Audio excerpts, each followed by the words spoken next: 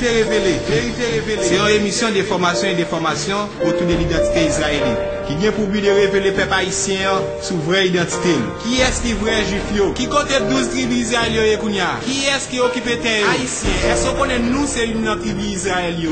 Tribu Lévi. Qui secret qui caché dans le drapeau nous? Qui coulait peuple ça? Qui vrai non Christ là? Qui vrai non Amérique? Et qui est-ce qui te découvrir? Pour répondre à la question ça yo, branchez émission Vérité révélée, révélée. Wapon vérité ça avant nous livre. Jamais le verset annuel.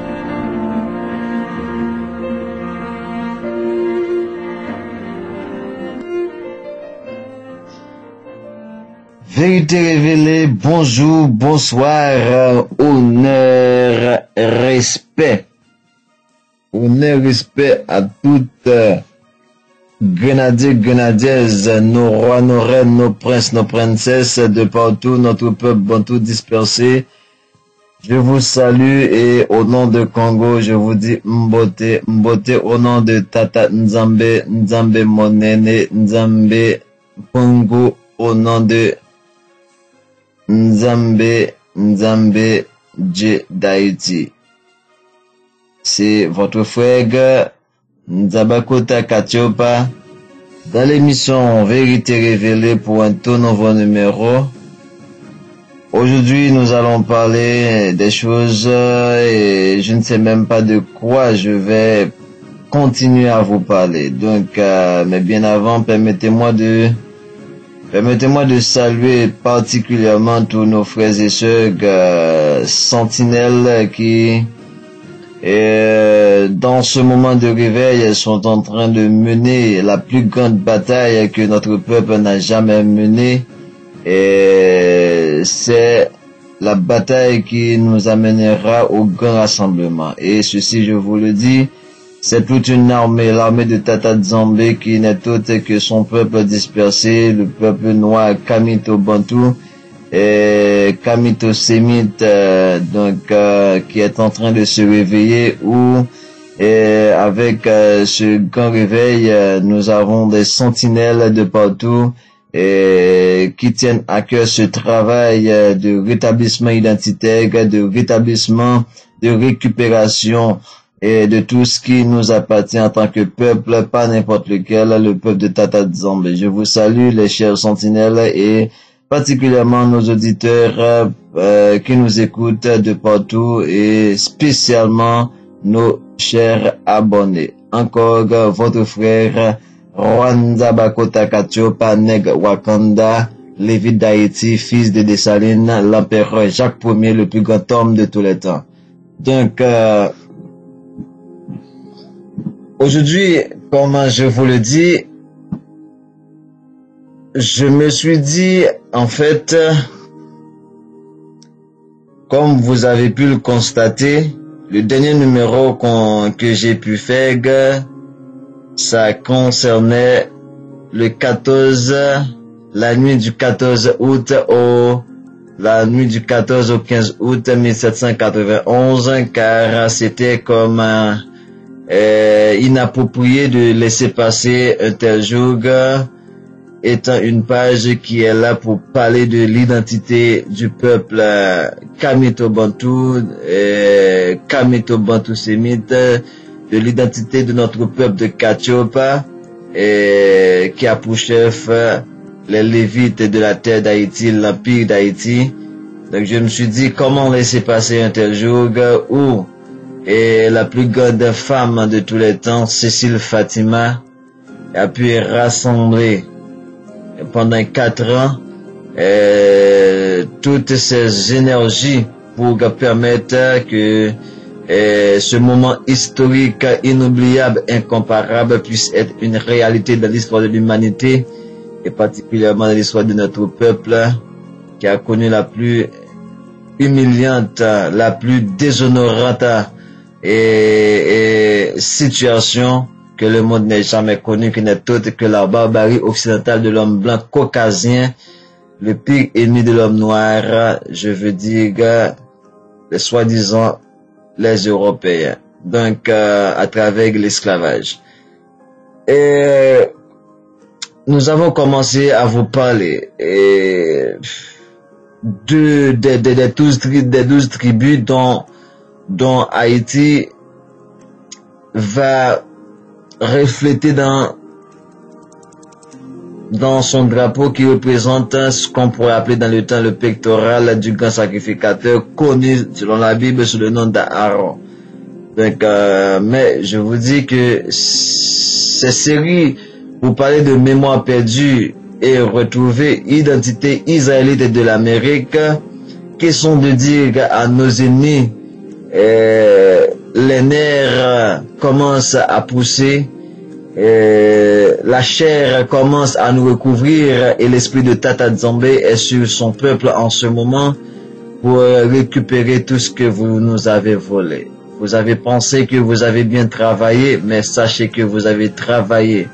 Vous avez bien calculé, bien compté, mais mal calculé, puisque celui qui est la force, la véritable force, est avec son peuple qui n'est autre que Tata Nzambe, qui n'abandonnera jamais son peuple chéri, isolé.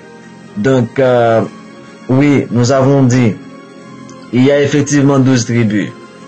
En parlant des 12 fils de Jacob, mais même là encore, j'aimerais préciser quelque chose. Et c'est pour cela que de nos jours, au fur et à mesure qu'on perfectionne notre connaissance par rapport à ce travail de réveil, à ce moment incomparable de notre histoire, nous avons dit que il y a une civilisation qui est entrée par accident, comme l'autre l'a si bien dit en parlant de Roger et Gaudi, qui eut à dire que dans un débat de civilisation, l'Occident est un accident. Donc par accident, la spiritualité est tombée dans de très mauvaises mains. Parce que la spiritualité est tombée dans la main d'une espèce qui n'est pas une race humaine, mais une race hybride. Une hybridation qui s'est mélangée avec toutes sortes de créatures, qui soient anges, animales ou humains. C'est ça, l'homme blanc. Et c'est pourquoi vous voyez la nature, lorsque je dis l'homme blanc, ne confondez pas tous les gens qui apparaissent sur cette même couleur, soi-disant blanc, mais je veux parler des ou caucasiens, ceux-là même qui actuellement sont dominés par ce peuple barbare qui n'est autre que les juifs khazars, qui a volé l'identité, la véritable identité des véritables haïtiens, qui n'est autre que la véritable 13e tribu. Je voudrais dire que la Bible nous parle de 12 tribus. Oh, 12 tribus, 12 tribus, 12 tribus. Mais à imaginer que notre père Yacouba n'a pas eu que 12 tribus. Ou du moins que 12 fils. Si on prend l'ensemble des enfants, il y a eu 12 fils en termes de garçons, mais il y a eu une femme aussi. Il y a eu une fille aussi. Mais selon la Bible, il y a une histoire qui s'est inventée pour mettre à l'écart cette femme-là qui n'est autre que Dina. Et c'est pour cela que je ne peux pas vous garantir si cette histoire est vraie ou pas. Mais ce qui est sûr, c'est qu'il y a une main cachée derrière, tout comme il y a une main cachée derrière le fait qu'on a dit que Noé, qui était un vigneron, eut à faire du vin et s'est saoulé. Il a bu, il s'est saoulé. Comment Noé pourrait-il arriver à un tel état de bassesse pour se saouler? C'est incroyable. Déjà, l'alcool n'existait pas du temps de Noé. L'alcool est venu avec ces barbares, l'homme blanc. Et l'un des moyens par lequel, des éléments par lequel, ou ingrédients par lequel ils vont propager ce boisson-là à travers le monde, c'est avec la canne à sucre. Et la culture de la canne à sucre, est est venu surtout avec ce qu'on appelle les Juifs séfarades, qui nous ont capturés, qui nous ont kidnappés et nous amenés en terre de l'île de Sao Tomé. Et c'est là qu'ils ont commencé la culture de la canne à sucre. Et c'est daté de quand? C'est dans les années 1400. Dans les années 1400. Or, on parlait de Noé des milliers d'années avant. D'où est-ce que Noé a trouvé cette question d'alcool dans son vin? Non. Le vin raisin n'a rien à voir avec la question de l'alcool. Rien à voir. D'ailleurs, jusqu'à présent dans ce monde, on a le vin doux. Donc c'est pas ça notre sujet. C'est juste une parenthèse. Peut-être j'aurai à vous faire un numéro plus en profondeur par rapport à cela. Mais je voudrais dire que de la même manière qu'ils ont inventé pas mal d'histoires, l'histoire de Noé qui s'est saoulé, et c'est là que Canaan va passer d'un homme blanc à un homme noir. Invention, absurdité, stupidité, aliénation totale. C'est pareil, on ne sait jamais si c'est pas une histoire inventée pour mettre à l'écart la femme qui est rabaissée à un point tel dans ce monde occidental. On se demande finalement, était-ce ainsi? Pourquoi Tata Zambé, en créant l'homme, a dit qu'il a créé l'homme mâle et femelle. Et c'est ça, l'Occident vous présente maintenant que la femme a été même créée après l'homme, alors que selon des véritables versions de Bible plus ou moins sensées, on est conscient que l'homme a été créé mâle et femelle. Il n'est pas question que l'homme en termes de garçon a été créé et puis la femme a créé par la côte de l'homme. Oui, si ça a été vrai, ça a aussi son explication. Mais la première femme qui a été créée au même instant que l'homme. Lorsque je dis l'homme, je parle du garçon. Parce que l'homme, c'est dire que garçon, fille et garçon. C'est ça l'homme. L'homme ne signifie pas le garçon. L'homme signifie, l'homme c'est mâle et femelle. Tout comme lion c'est mâle et femelle, tout comme chameau c'est mâle et femelle, eh bien l'homme c'est mâle et femelle. C'est pas le garçon qui est l'homme, et puis la femme est femme. Ça c'est la stupidité occidentale. L'homme c'est mâle et femelle, le garçon et la femme. Donc il y a tellement d'histoires que cette espèce a inventé pour nous dominer. C'est là qu'on va comprendre, on va se poser la question, est-ce qu'il n'y a pas une histoire cachée derrière l'affaire de Dina qui s'est prostituée par une sorte de Kadejaka dans notre langage haïtien, mais une violation. On se demande, est-ce que c'est pas une histoire inventée juste pour mettre la femme à l'écart? Mais peu importe. On va finir par comprendre que avec ce qui va se passer avec Robin, ça va permettre que effectivement, Yaakov va toujours avoir 12 fils, mais à travers ces 12 fils qui vont former les 12 nations d'Abraham, ces 12 nations que nous allons traiter avec vous à travers les 12 royaumes Congo. Et c'est à partir de ces 12 royaumes qu'il va y avoir une sorte de dispersion. Et ces 12 royaumes vont être dispersés en Amérique où véritablement on va être vraiment différentes nations en termes réels des nations. Et c'est là qu'on va se dire que le désordre commis par Robin a permis à Joseph de bénéficier du droit d'aînesse. Et c'est là, à travers ses deux fils, notamment Ephraïm et Manassé, Joseph va être divisé en 2 tribus.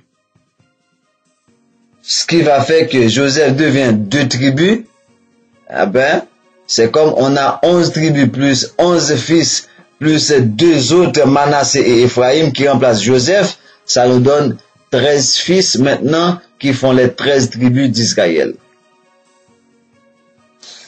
Et c'est à travers ces 13 tribus que maintenant,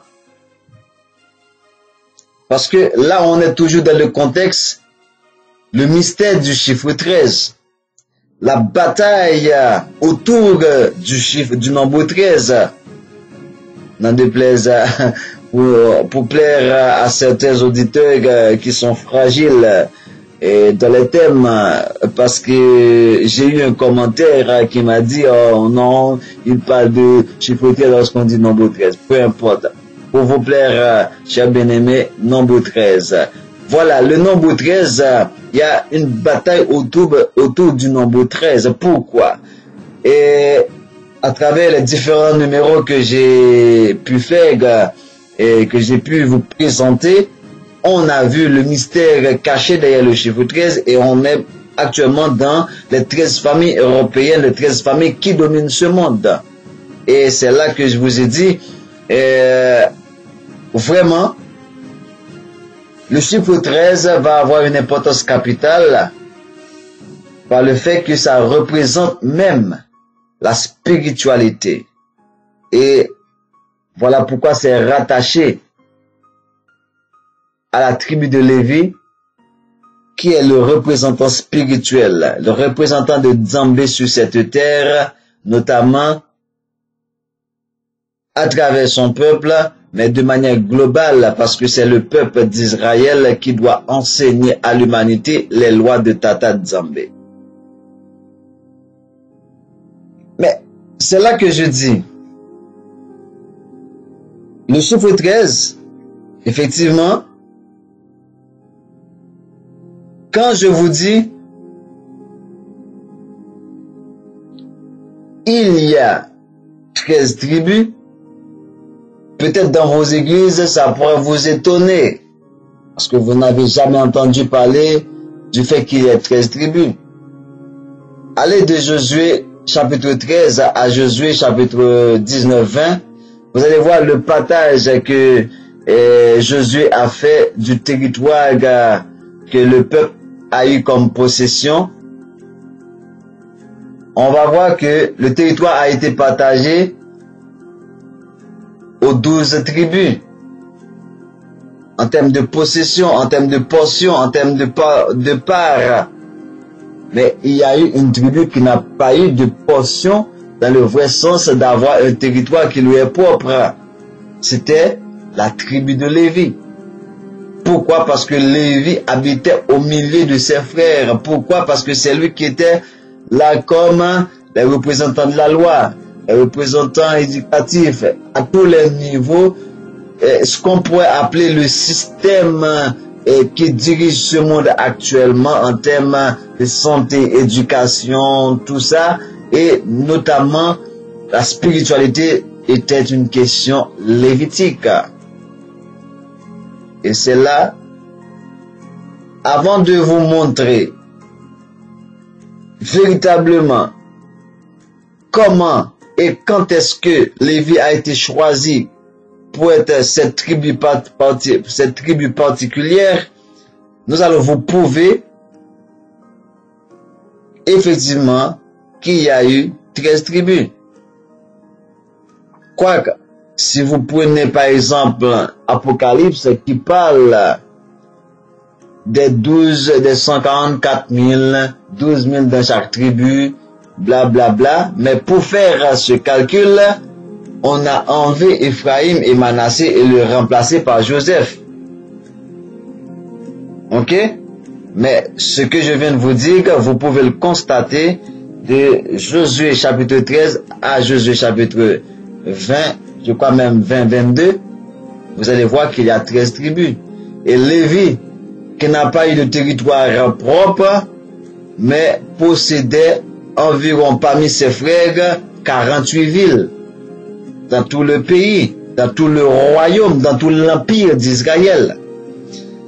Et maintenant, l'un des passages clés de la Bible qui nous montre cet aspect des 12 tribus, des 13 tribus, c'est bien Juste un instant. C'est bien qui nous montre ces 13 tribus. Je disais, c'est au niveau de Nombre chapitre 3. Nombre chapitre 3. C'est là que je vais vous montrer le choix de Lévi pour être cette 13e tribu. Mais Nombre chapitre 2 va confirmer effectivement et que Lévi c'est la 13e tribu. Et c'est ces deux chapitres dans Nombre que je vais voir avec vous, ce qui m'amène à intituler cette page Lévi, la véritable 13e tribu.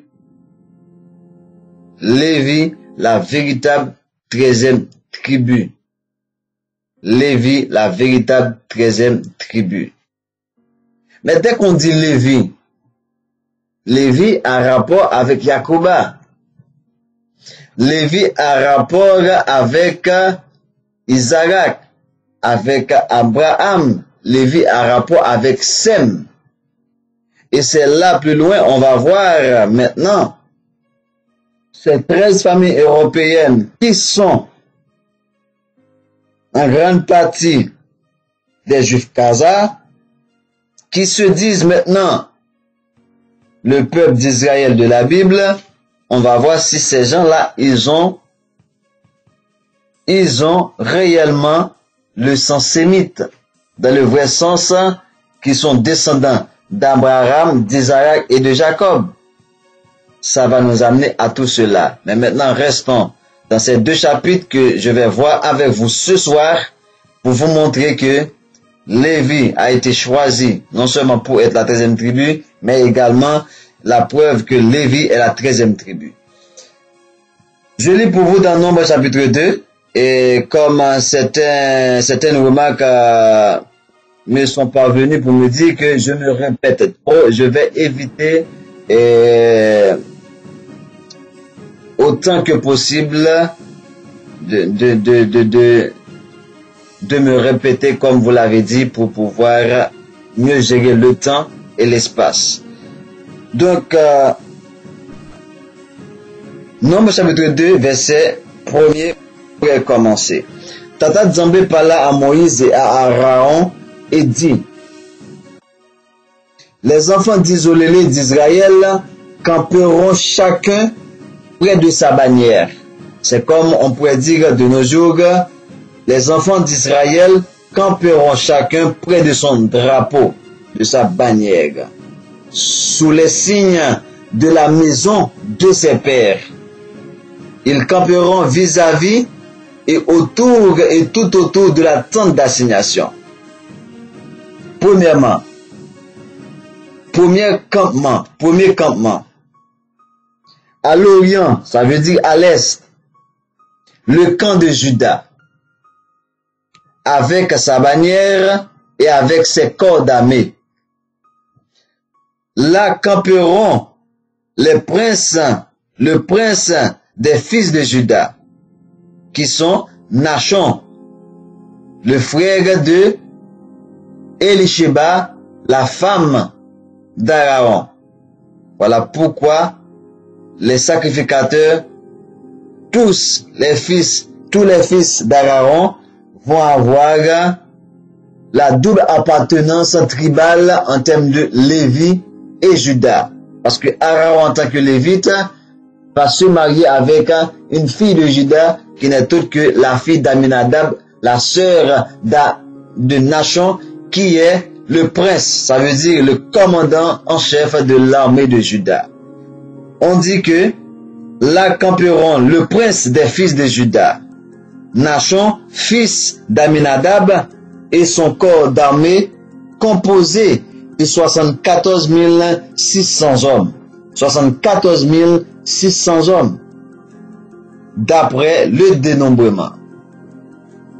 À ses côtés, verset 1 au verset 5, à ses côtés camperont la tribu d'Isaacar, le prince des fils d'Isaacar,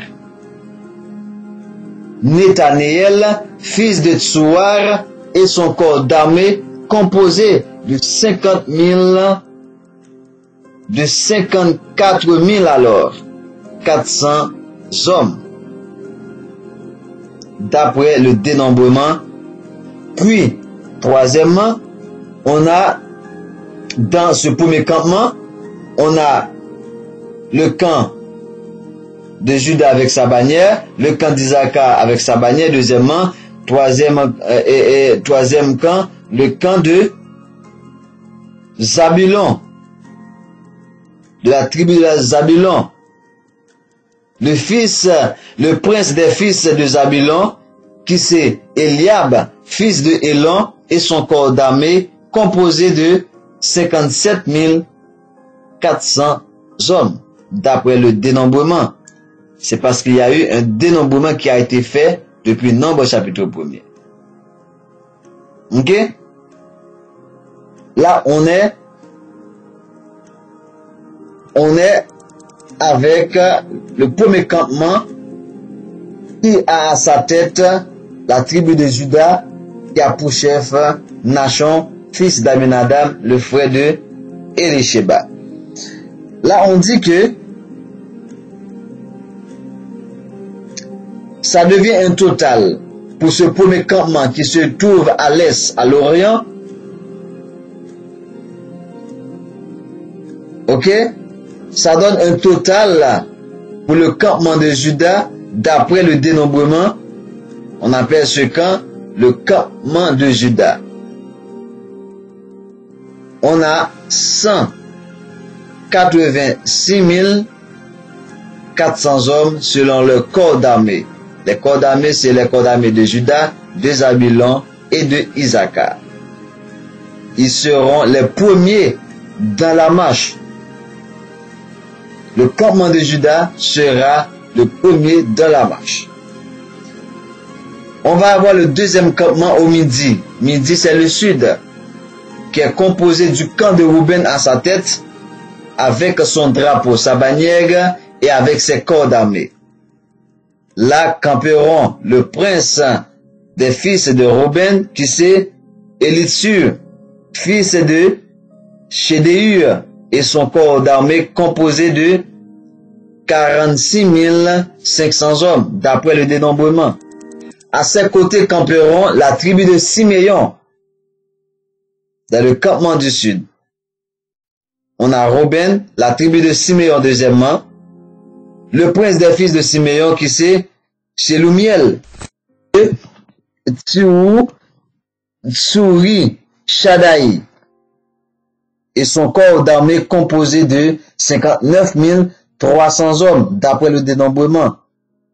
Puis la tribu de Gad, le prince des fils de Gad, Eliasaph, fils de Déouel, et son corps d'armée composé de 45 650 hommes, d'après le dénombrement. Le camp du midi, le camp du sud ayant à sa tête Ruben, est composé également de Siméon et Gad, va avoir un total d'hommes, d'après le dénombrement, de 151 450 hommes, selon le corps d'armée. Ils seront les seconds dans la marche. Juda en premier, Ruben, le camp de Juda en premier, le camp de Ruben en second. Maintenant, ensuite, après ces deux camps, Juda et Ruben, qui prennent le devant, on va trouver ensuite la tente d'assignation avec le camp des Lévites placé au milieu des autres camps. Si on vous dit au milieu, c'est que déjà il y a deux camps, Juda et Ruben devant, on va avoir Lévi au beau milieu, il va avoir deux autres camps à l'arrière. N'oubliez pas, les deux camps, Juda et Ruben, c'est l'est et sud. Donc il nous reste nord et ouest. Maintenant, avant d'entrer dans nord et ouest, il faut parler du milieu, parce qu'on a parlé des deux qui sont devant. Avant de prendre les deux en arrière, il faut voir le milieu qui n'est autre que le camp de Lévi, qui partira ensuite avec la tente d'assignation, puisqu'il y a déjà deux camps devant pour les protéger. Ok? Ils suivront le camp de Lévi, ils suivront les Lévites, ils suivront dans la marche l'ordre dans lequel ils auront campé, chacun dans son rang, selon sa bannière, selon son drapeau. Et là maintenant, à l'Occident, qui c'est l'Ouest, on va trouver le camp d'Éphraïm, avec sa bannière et avec ses corps armés. Quels sont ces corps armés? Là camperont le prince des fils d'Éphraïm, qui c'est Élishama, fils d'Amioud, et son corps d'armée composé de 40 500 hommes, d'après le dénombrement. À ses côtés camperont la tribu de Manassé. C'est normal, on a Éphraïm, Manassé, son frère, son grand frère, composé avec son corps d'armée composé de 32 200 hommes, d'après le dénombrement. Puis Benjamin, encore, ça veut dire le camp de l'Ouest va être composé par ces trois frères. Ces trois vrais frères alors. Parce que on fait de Ephraim et Manassé des frères de Benjamin. Quoique Benjamin est leur père. C'est juste pour dire que Ephraim et Manassé, c'est Joseph. C'est comme pour parler que maintenant, le camp de l'Ouest, c'est comme pour dire Rachel. C'est parce que c'est Benjamin et Joseph. Joseph qui est composé de Manassé et Ephraim, qui forment les trois tribus. Vous voyez? On a dit le camp d'Ephraim qui est la tête, le chef, le camp de Manassé, la tribu de Manassé, et la tribu de Benjamin. La tribu de Benjamin qui a pour prince Abidan, fils de Gédéoni, et son corps d'armée composé de 35 400 hommes, d'après le dénombrement. Donc, le camp de Éphraïm, qui est le camp de l'Ouest, le camp de l'Occident, va donner un total, d'après le dénombrement, de 108 100 hommes, selon le corps d'armée. Ça, c'est le troisième camp, qui se trouve maintenant à l'arrière de Lévi. Et comme quatrième camp, c'est le camp du Nord, qui va avoir à sa tête Dan. N'oubliez pas, Dan, c'est un gros pilier, parce que Dan, qui est symbolisé par le serpent, Dan, c'est le juge d'Israël. Et on aura un numéro à faire, c'est sûr, sur Dan. Dan va partir avec sa bannière, son drapeau et ses corps d'armée. Et là camperont aussi le prince des fils de Dan, qui c'est Ahiézer, fils d'Amishadaï, et son corps d'armée composé de 102 700 hommes. Le dénombrement. À ses côtés, à côté de Dan, on va trouver, la tribu de Azer. Le prince des fils d'Azer, Pagiel, fils d'Okran, et son corps d'armée composé de 41 500 hommes, d'après le dénombrement. Et là aussi, on va trouver, au final, la tribu de Nephtali, avec le prince des fils de Nephtali, Aïra, fils d'Enan, et son corps d'armée, composé de 53 400 hommes, d'après le dénombrement. Donc, le camp du Nord ayant à sa tête la tribu de Dan, la tribu du jugement, va avoir un total d'hommes selon le dénombrement de 157 600 hommes. Ils seront les derniers dans la marche selon leur bannière. En avant, on a deux camps. Le camp de Juda, composé de Zabulon, Issachar, pour assister Juda comme chef. On a le camp de Ruben, et en Ruben à sa tête, avec Siméon. Ok? Siméon et qui je dis? C'était dans le camp de Ruben, comme c'est dit, on a Siméon, ok, le camp de Ruben, qui donne Ruben à sa tête.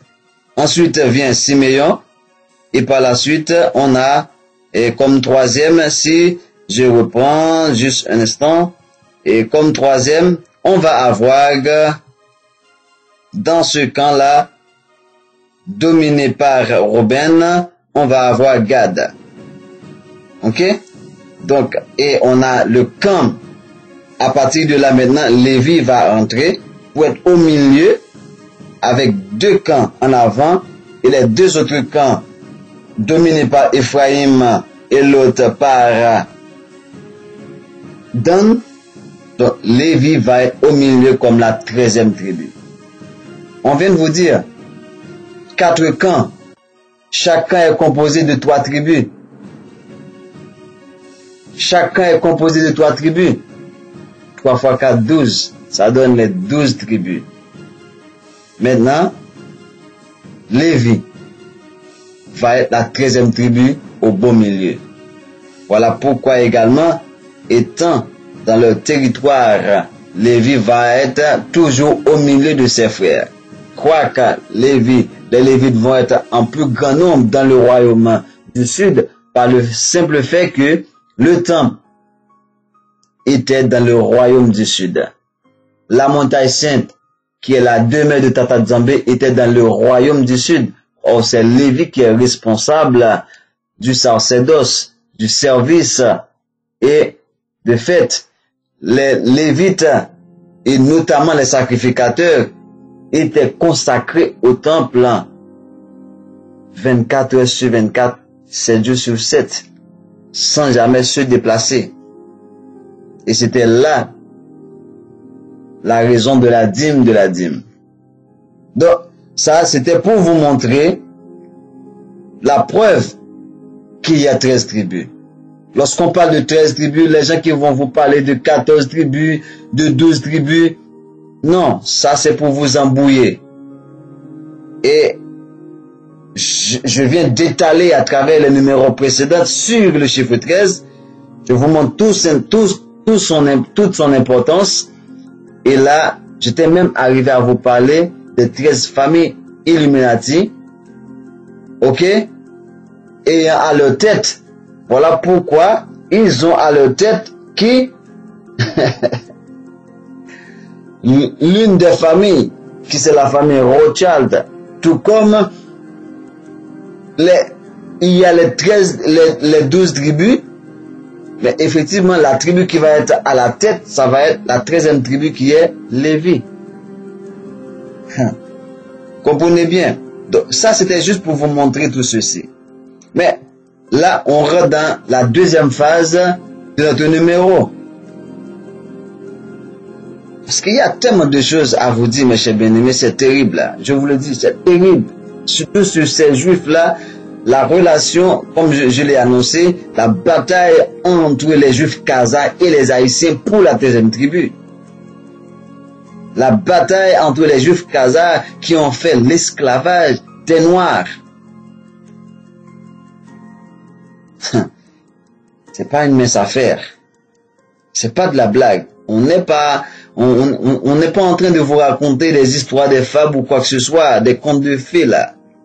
C'est du sérieux. Maintenant voyons. Je vais lire pour vous Nombres chapitre 13, chapitre 3 avec quelques références croisées. Parce que si pour les références, il y en a tellement, mais on va pas tout lire. Mais c'est juste que pour gérer le temps, pour que le numéro ne soit pas trop long, on va aller ainsi. Nombre chapitre 3. Voici la postérité d'Aaron et de Moïse au temps où Tata Nzambe parla à Moïse sur la montagne de Sinaï. Voici les noms des fils d'Aaron. Aminadab, le premier-né, Abihu, Éléazar et Itamar. Ce sont là les noms des fils d'Aaron qui reçurent l'onction comme sacrificateurs et qui furent consacrés pour l'exercice du sacerdoce. Est-ce qu'on est clair? Nadab, le premier-né, Abihu, Éléazar et Itamar, ce sont là les noms des fils d'Aaron qui reçurent l'onction comme sacrificateurs et qui furent consacrés pour l'exercice du sacerdoce. Nadab et Abihu moururent devant Nzambe lorsqu'ils apportèrent devant Nzambe du feu étranger. On peut entrer dans les détails pour voir le feu étranger dans un autre numéro. Dans le désert de Sinaï, ils n'avaient point de fils. Nadab et Abihu n'avaient point de fils. Donc il restait maintenant les deux autres fils qui n'étaient autres que Éléazar et Itamar qui exerçaient le sacerdoce en présence d'Aaron, leur père. On est au verset 5, Nombre chapitre 3. Nzambe parla à Moïse et dit, fais approcher la tribu de Lévi et tu la placeras devant le sacrificateur Aaron pour qu'elle soit à son service. Fais approcher la tribu de Lévi devant le sacrificateur Aaron pour que cette tribu de Lévi soit au service de Tata Nzambe. Ils auront le soin de ce qui est remis à sa garde et à la garde de toute l'assemblée. Donc ça veut dire que les Lévites vont servir de Tata Nzambe par le biais de Aaron, qui va être leur chef. Voilà pourquoi il dit, les Lévites auront le soin, Les Lévites auront le soin de ce qui est, de ce qui est remis à la garde d'Aaron et à la garde de toute l'assemblée. Ce sont les Lévites qui sont responsables pour cela.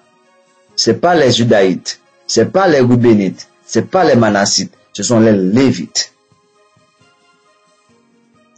On est là, devant la tente d'assignation. Ils feront le service du tabernacle. Qui ils? Les Lévites.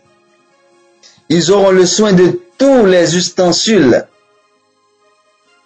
de la tente d'assignation et de tout ce qui est remis à la garde des fils d'Israël.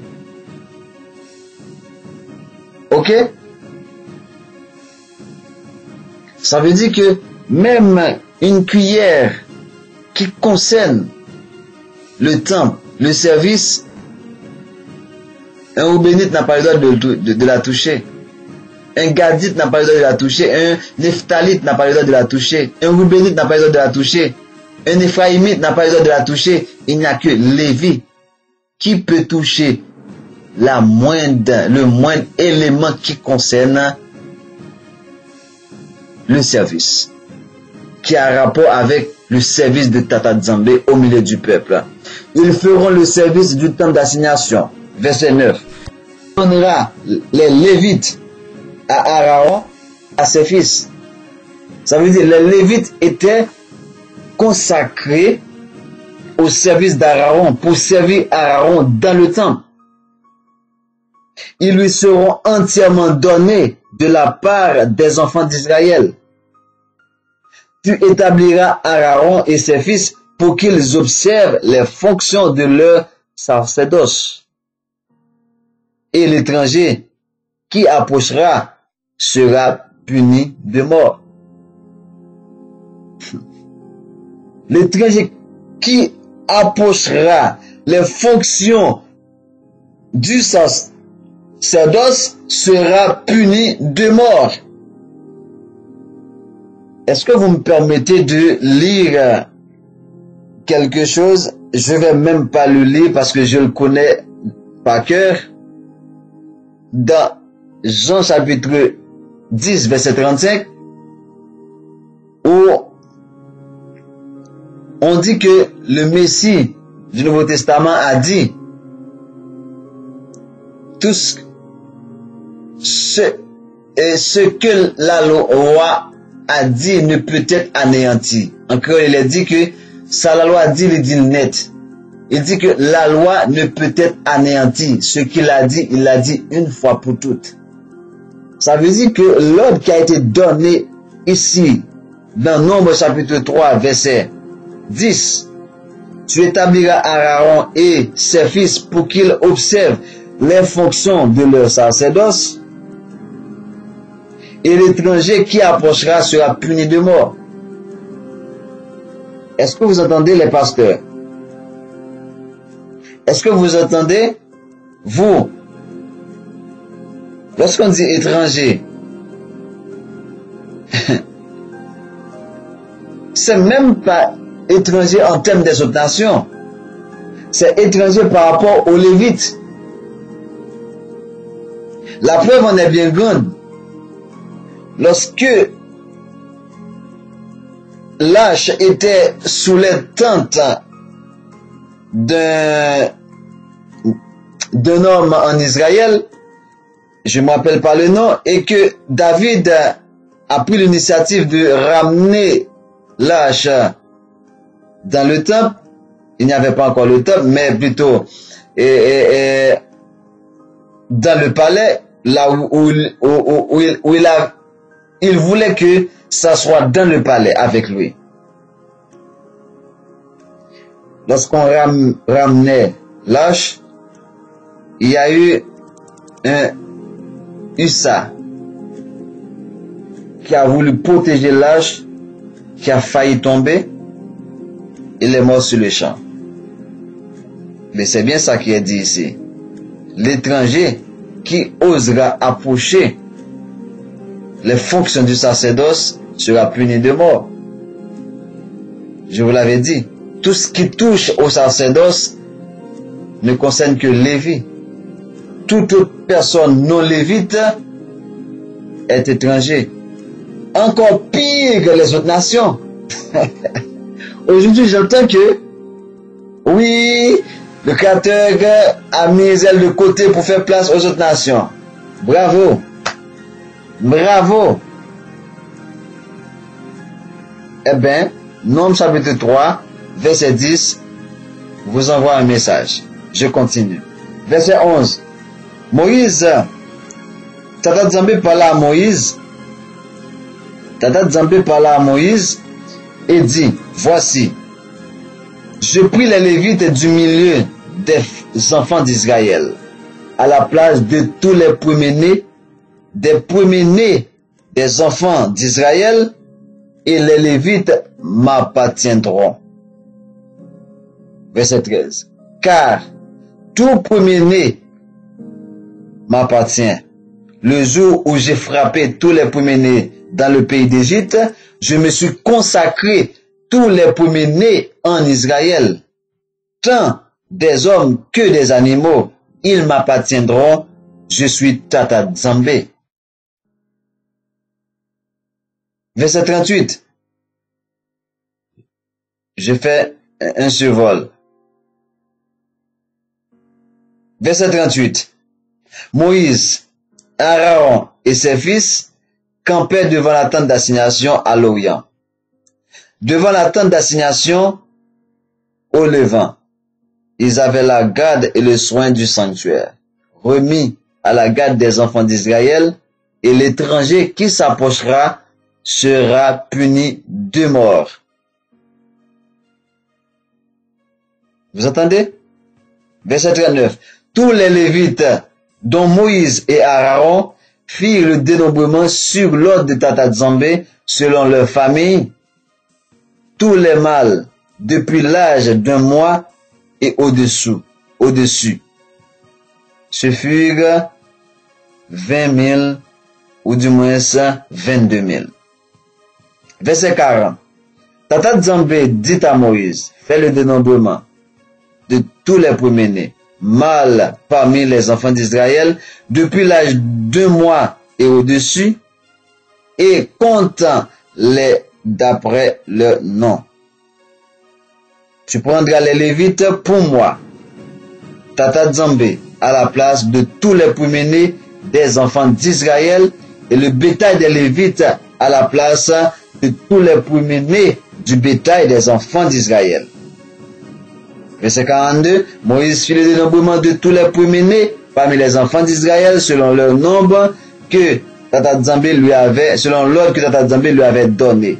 Tous les premiers-nés mâles dont on fit le dénombrement en comptant les noms depuis l'âge de 2 mois et au-dessus furent 22 273. Donc, on a trouvé 22 000 garçons dans le dénombrement des Lévites. Mais lorsque Tata Zambé a demandé de faire le dénombrement de toutes les autres tribus, pour les mâles, de faire le dénombrement des premiers-nés, on a trouvé 22 273. Écoutez, au verset 44, il est dit, ça veut dire qu'il y a une différence de 273. Il y a 22 000 Lévites mâles de 1 an et au-dessus. Il y a 22 273 Israélites mâles premiers-nés. Donc, maintenant, pour faire l'équilibre, vous allez voir qu'est-ce que Tata Zambé va ordonner à Moïse de faire avec la différence de 2073. Verset 44, Nombre chapitre 3. Tata Zambé dit par à Moïse et dit, prends les Lévites à la place de tous les premiers-nés des enfants d'Israël et le bétail des Lévites à la place de tous les bétails et les Lévites m'appartiendront. Je suis Zambé. Verset 46. Pour le rachat des 173 qui dépassent le nombre des Lévites parmi les premiers-nés des fils d'Israël, tu prendras 5 cycles par tête. Tu les prendras selon le cycle du sanctuaire qui est de 20 guérars. Tu donneras l'argent à Aaron et à ses fils pour le rachat de ceux qui dépassent le nombre des Lévites. Ça veut dire que voici l'équilibre. 22 000 Lévites en termes de mâles, 22 173 ou 273, c'est ce qui va faire qu'il va avoir un rachat. Pour donner l'équilibre, pour montrer que tous les premiers-nés en Israël appartiennent à Tata Zambé. Voilà pourquoi tout premier-né doit être présenté au temple comme consacré. On a l'exemple du petit Samuel. Ok? Bref, c'est là pour vous montrer. Il ne reste pas beaucoup. Pour terminer, on dit que tu donneras l'argent à Aaron et à ses fils pour le rachat de tous ceux qui dépassent le nombre des Lévites. Verset 49. Moïse prit l'argent pour le rachat de ceux qui dépassaient le nombre des rachetés par les Lévites. Il prit l'argent des premiers-nés des enfants d'Israël, 1365 cycles, selon le cycle du sanctuaire. Et verset 51 pour terminer, et Moïse donna l'argent du rachat à Aaron et à ses fils sur l'ordre de Tata Zambé, en se conformant à l'ordre de Tata Zambé que Tata Zambé avait donné à Moïse. Voici maintenant, mes chers bien-aimés, je vous ai présenté qu'il y ait non pas 12 tribus en termes de territoire, en termes de fils il y a 12 fils, mais il y a un fils qui va être partagé en deux, qui va donner 13 fils au total, et qui vont donner les 13 tribus. Donc il va avoir 12 royaumes qui vont donner 12 nations, ce qu'on appelle les nations Makoko de l'Empire Congo, et qui vont être déportés par la tête négrière en Amérique.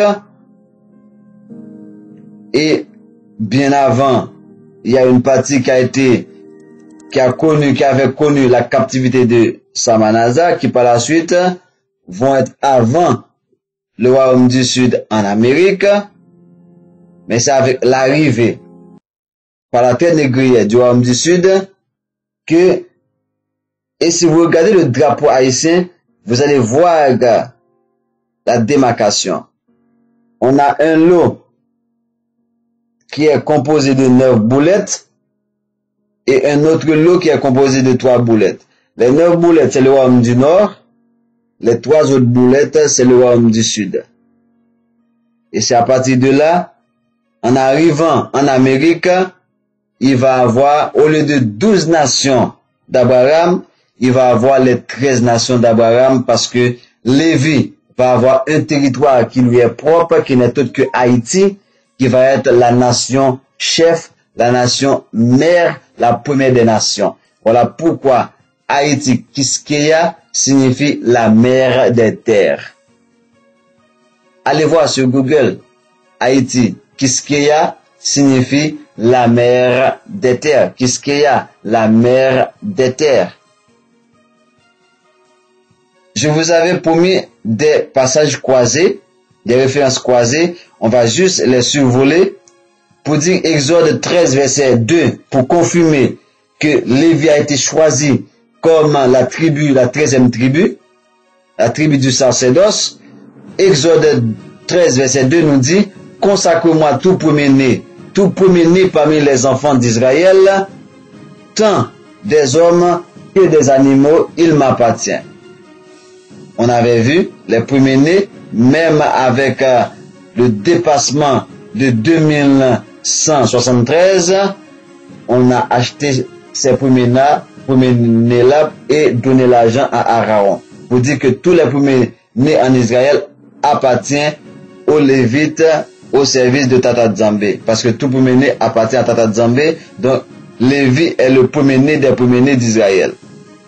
Nombre chapitre 8, verset 14, tu sépareras les Lévites du milieu des enfants d'Israël, et les Lévites m'appartiendront.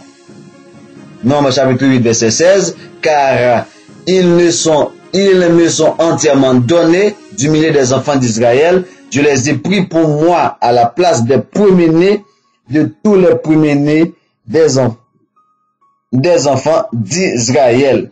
Nombre 18, verset 6, voici, je prie vos frères, les Lévites du milieu des enfants d'Israël, donnés à Tata Nzambe, ils vous sont remis en don pour faire le service de la tente d'assignation.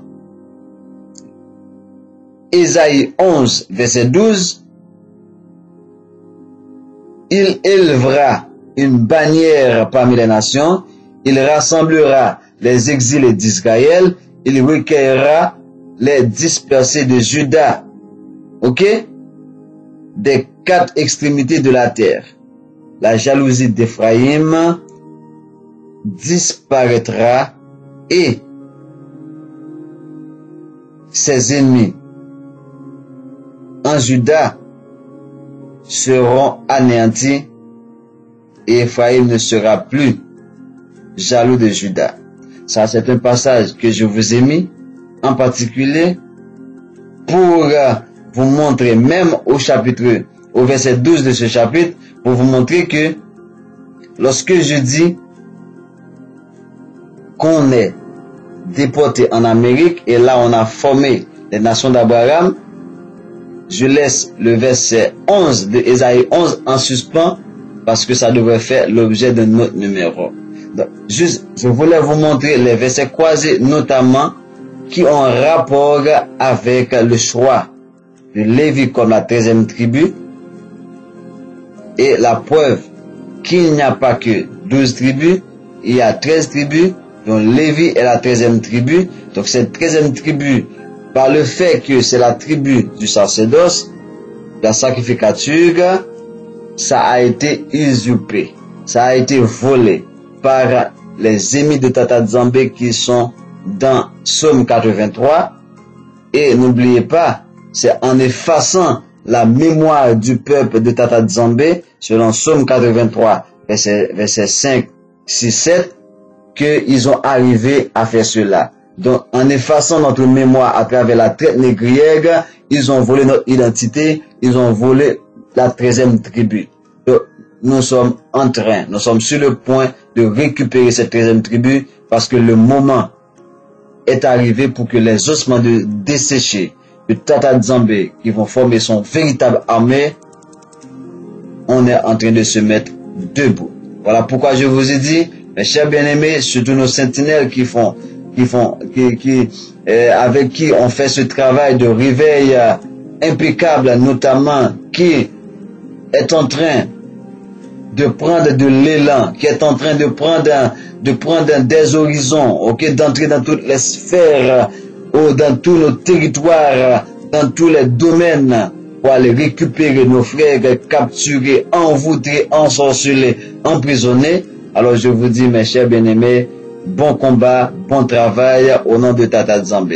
Et je vous reviens maintenant, c'était là pour vous prouver qu'il y a la 13e tribu, et c'est là maintenant, avec le numéro que je vous présentais, cette famille Illuminati qui domine les 13 familles d'Europe, on va voir le véritable ennemi d'Haïti, le véritable ennemi de Tata Nzambe, le véritable ennemi du peuple bantou hébreu isolé. Je vous dis, ne ratez pas la suite, ne ratez pas le prochain numéro. C'était votre frère Rwanzaba Kota Katiopa Negwakanda dans l'émission Vérité Révélée, le fils de l'empereur Jacques Ier, le plus grand homme de tous les temps. Salem, Lisaï, Mbote. Vérité révélée, c'est une émission d'information et d'information autour de l'identité israélite, qui vient pour but de révéler le peuple haïtien sous vraie identité. Qui est-ce qui est vrai juif yo? Qui compte 12 tribus israéliennes kounya? Qui est-ce qui occupe terre? Haïtien. Est-ce qu'on connaît nous c'est une tribu israélien? Tribu Lévi. Qui secret qui caché dans le drapeau nous? Qui coulait peuple ça? Qui vrai non Christ là? Qui vrai non Amérique? Et qui est-ce qui te découvre? Pour répondre à la question ça yo, branchez émission Vérité révélée, Vérité ça, après nous lire, Jean 8, verset 32.